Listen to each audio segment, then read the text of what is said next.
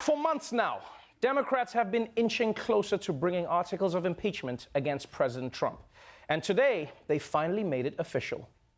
This is CNN Breaking News. An historic day on Capitol Hill, the House announcing articles of impeachment against the sitting U.S. President Donald Trump. A president who declares himself above accountability, above the American people, and above Congress's power of impeachment, which is meant to protect against threats to our democratic institutions, is a president who sees himself as above the law.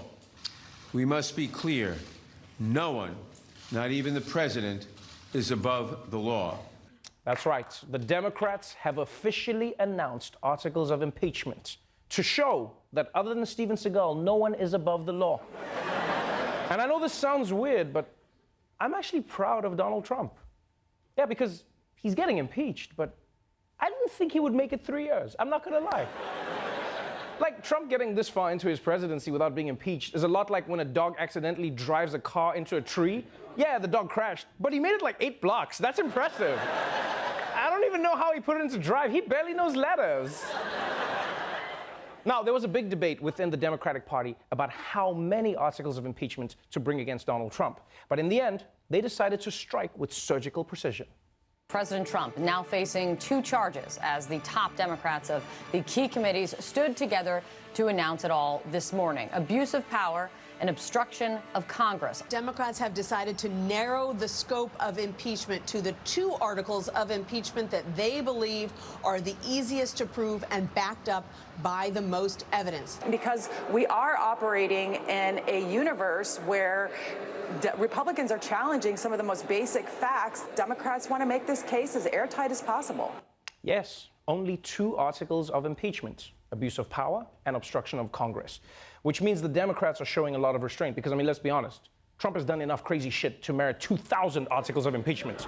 Yeah, there was obstruction of justice from the Mueller report, using the presidency to enrich his businesses, the porn star payoffs, flag molestation, the time he looked directly into an eclipse, and of course, having Don Jr. I mean, that's impeachment on its own.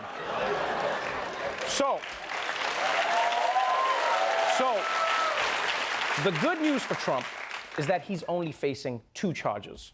Although in a way, that's also kind of sad for him, because Nixon had 3 articles brought against him, Bill Clinton had 4, and Andrew Johnson had 11, which means Trump will have the smallest impeachment of all time.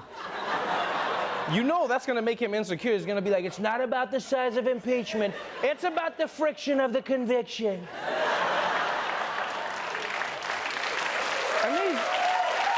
And these impeachment articles could not have come at a worse time for Trump. Because remember how the president's been saying that the whole Russia investigation was a biased conspiracy against him? Well, he demanded that the Justice Department look into the Russia investigation. And guess what they found? Womp womp.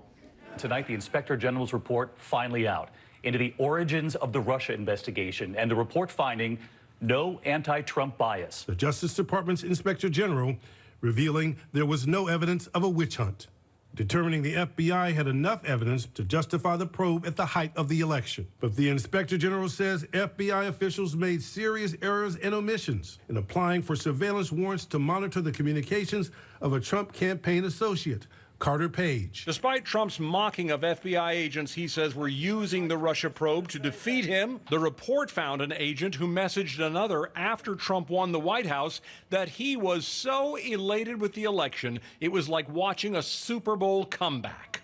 Yeah, not great for Donald Trump. The report did find misconduct by some FBI agents, but overall, it said that the Russia investigation was justified and there was no anti-Trump bias.